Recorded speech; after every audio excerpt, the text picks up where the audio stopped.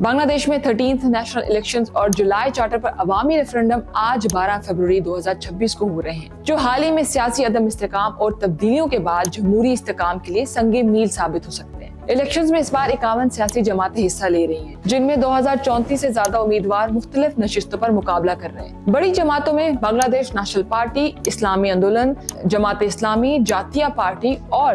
نوجوانوں کی citizen national party شامل ہیں۔ اہم ترین بات یہ ہے کہ ان الیکشنز میں عوامی لیگ بین ہونے کی وجہ سے حصہ نہیں لے رہی، یعنی 1991 کے الیکشنز کے بعد یہ پہلا موقع ہے کہ شیخ حسینہ اس دور سے باہر ہے۔ اگر ووٹرز کی تعداد دیکھی جائے تو بنگلہ دیش الیکشن کمیشن کے فیکٹس اور فگرز کے مطابق کل ووٹرز کی تعداد 12.77 کروڑ ہے، جن میں میل ووٹرز تقریباً 6.48 کروڑ اور فیمیل ووٹرز تقریباً 6.29 کروڑ۔ 18 سے 35 سال کے نوجوان ووٹرز کی تعداد تقریباً 5 کروڑ ہے، جو کہ کل ووٹرز کے 40% کے قریب ہے۔ بنگلہ دیش میں چونکہ حال ہی میں تبدیلیوں کی وجہ نوجوان تھے، اس لیے یہ ایج گروپ الیکشنز کے نتائج کو شکل دینے میں فیصلہ کن کردار ادا کرے گا۔ بنگلہ دیش کی یہ الیکشنز اس لیے بھی اہم ہے کیونکہ شیخ حسینہ کے انڈیا فرار ہونے کے بعد برسر اقتدار میں آنے والے عبوری سیٹ اپ کے فیصلوں کو عوامی رائے کے ذریعے قانونی شکل ملنی ہے، یعنی بنگلہ دیشی عوام الیکشنز کے ذریعے پارلیمنٹ منتخب کرے گی، جبکہ ریفرنڈم کے ذریعے عبوری سیٹ اپ کے جولائی چارٹر کے تحت